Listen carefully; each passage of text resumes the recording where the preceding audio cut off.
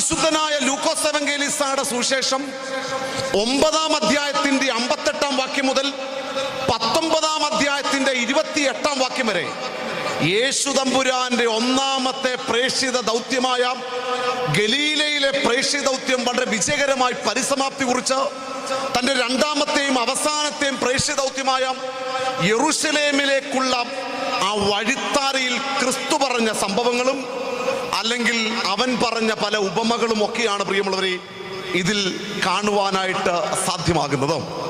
അപ്പോൾ വിശുദ്ധനായ ലൂക്കോസ് എവങ്കേലിസ്തയുടെ സുവിശേഷം 11-ാം അധ്യായത്തിന്റെ 11-12 വാക്യം ജനകീയ സുവിശേഷത്തിന്റെ വക്താവായ വൈദ്യനായ ലൂക്കോസ് എവങ്കേലിസ്ത മനോഹരമായി ക്രിസ്തുവിന്റെ 3 ചോദ്യങ്ങൾ, അതിനെ ഉപമാനമെന്നോ അലങ്കാരമെന്നൊക്കെ നമുക്ക് വിളിക്കാം, 3 ചോദ്യങ്ങളാണ് ഇവിടെ ചോദിക്കുന്നത്.